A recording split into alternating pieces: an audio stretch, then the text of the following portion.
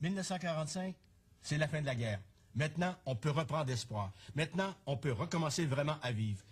À cause des restrictions du gouvernement fédéral, plusieurs avaient été obligés de faire des économies, d'autant plus qu'ils ne pouvaient pas acheter bon nombre de biens. Maintenant, tout va réapparaître. La censure disparaît, la main-d'œuvre maintenant devient beaucoup plus libre, les salaires sont libérés, le rationnement est chose du passé. Et dans les magasins, réapparaissent les appareils électriques. Maintenant, on peut songer à s'acheter une automobile et même avoir des pneus neufs. La construction reprend à la campagne, où le Crédit agricole permet aux propriétaires terriens soit de rénover d'anciens bâtiments, soit d'en construire de nouveaux. Les vétérans, entre autres, vont avoir accès à des programmes particuliers qui vont leur permettre de construire leur propre maison. Les caisses populaires vont fournir des prêts. À ce moment-là, tout bouge, surtout dans ce domaine-là. La plupart des nouveaux centres domiciliaires comportent des terrains de jeu. Il faut de l'air et de l'espace pour les enfants. La société de consommation veut voir grandir ses futurs clients. Le phénomène bébé-boom n'est pas propre au Québec. C'est un phénomène vraiment du monde occidental.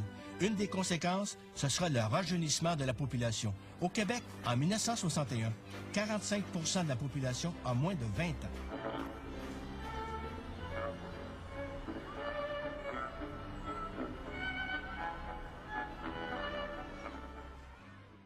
Les parents doivent envoyer leurs enfants à l'école jusqu'à l'âge de 14 ans.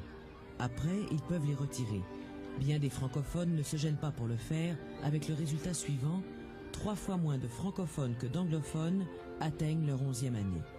Et d'après les statistiques, seulement 13 élèves sur 100 dépassent la 11e.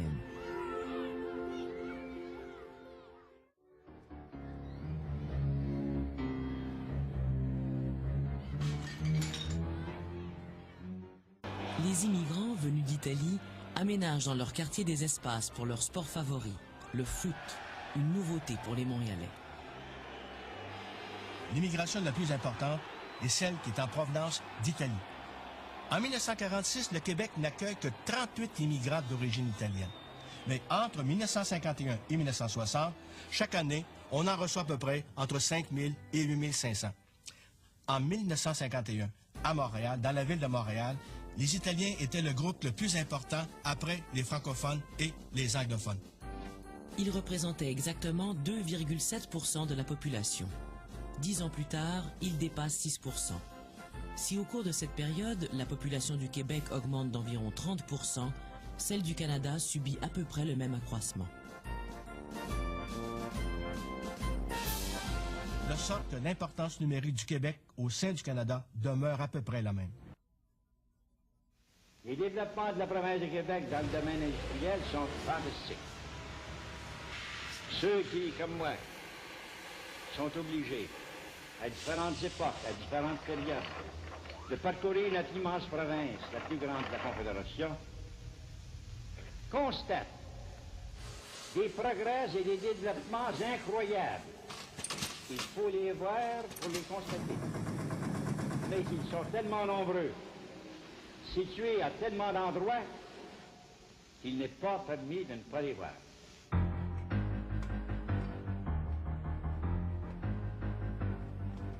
Il n'y a pas que les multinationales qui font du progrès. Des entreprises canadiennes-françaises connaissent un développement extrêmement rapide. Citons pour mémoire les Bombardier, les Vachon, les Simard, les Briand. Leurs entreprises peuvent maintenant compter sur un plus grand nombre de diplômés universitaires, ingénieurs ou architectes.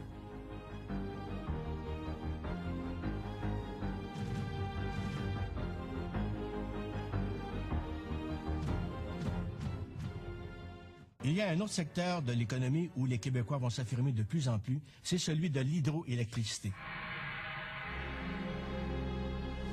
Pour répondre aux besoins accrus d'énergie, Hydro-Québec, fondé en 1944, va agrandir les centrales déjà existantes et en construire plusieurs autres.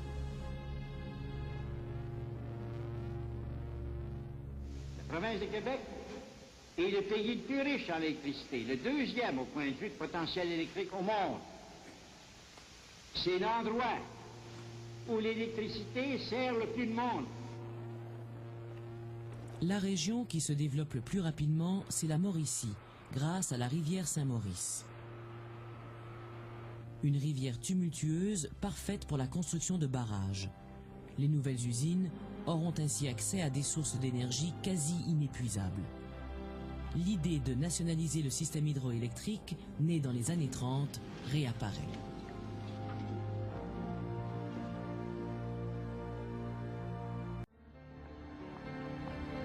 La ville de Québec est une ville de fonctionnaires et entre 1944 et 1960, leur nombre va doubler.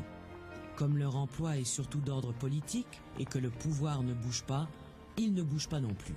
Il arrivait parfois qu'on essaie d'acheter les consciences ou du moins les votes.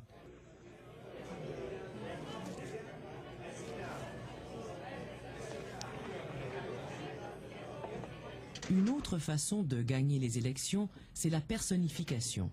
En langage populaire, c'est le passage de télégraphe. Certaines personnes, munies d'une fausse identité, étaient payées pour aller voter à la place d'une autre, un absent, un malade ou une personne défunte.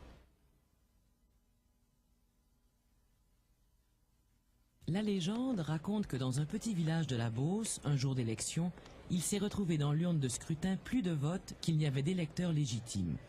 On a alors demandé au Premier ministre de commenter la chose et il a tout simplement répondu « Cela montre l'enthousiasme de la population pour l'Union nationale ». La corruption et le patronage qui existent à l'époque de Duplessis en surprennent bien peu. Peu sont scandalisés de ce qui se passe, car on sait que ça se passe ailleurs, dans d'autres provinces, que ça se passe au niveau fédéral. Ça s'est passé avant, ça se passera après. On sait fort bien qu'au cours de la Deuxième Guerre mondiale, des industriels se sont enrichis de façon outrageuse avec l'industrie de guerre.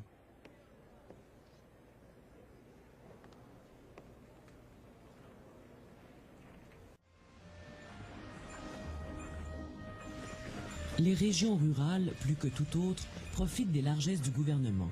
Dans chaque comté, un homme important, l'organisateur de l'Union nationale, préside à la distribution des contrats. Chaque contrat comporte une clause illicite, en vertu de laquelle le contracteur verse au parti de l'Union nationale environ 10%. Ainsi s'enrichit la caisse électorale, sans oublier l'argent des amis du parti. Qu'est-ce qui tenait à une certaine affection pour Duplessis? Qu'est-ce qui tenait au patronage, à la corruption? C'est bien difficile à départager. Mais Duplessis incarnait une certaine image de la population canadienne-française. Mais il faut dire que c'est une image qui était loin d'être acceptée par tout le monde chez les Canadiens français.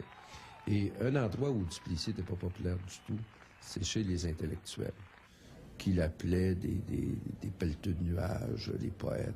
Mais les poètes le lui rendaient bien.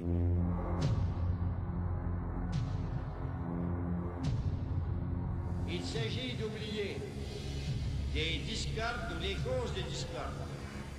Il s'agit de réaliser que nous sommes le gouvernement de tout le peuple de la province de Québec, indépendamment des convictions politiques et indépendamment de l'approbation ou désapprobation que nous avons reçues. En 1948, il y avait un groupe d'artistes, d'intellectuels qui avaient signé un manifeste, le Refus global. Le texte du Refus global est loin de faire la manchette des journaux. Pour certains qui en prennent connaissance, c'est tout simplement un rêve de poète, un rêve d'artistes qui n'ont pas reçu encore assez d'argent du gouvernement. Mais ces petits cercles-là, cette opposition-là est extrêmement importante. C'est encore marginal, mais c'est le ferment qui va annoncer des changements importants.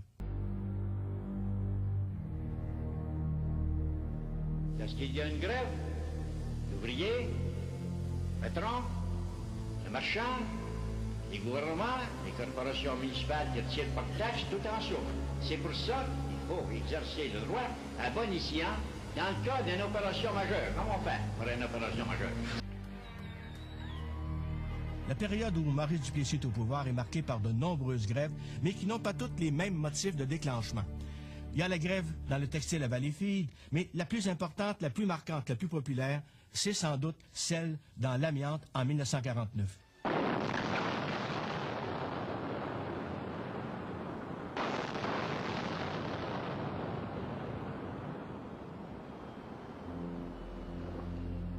Elle met aux prises l'Asbestos Company et les ouvriers qui réclament une légère augmentation de salaire.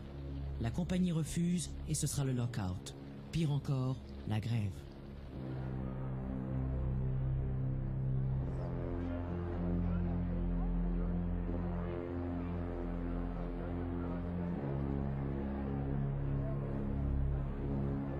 police intervient, c'est l'affrontement.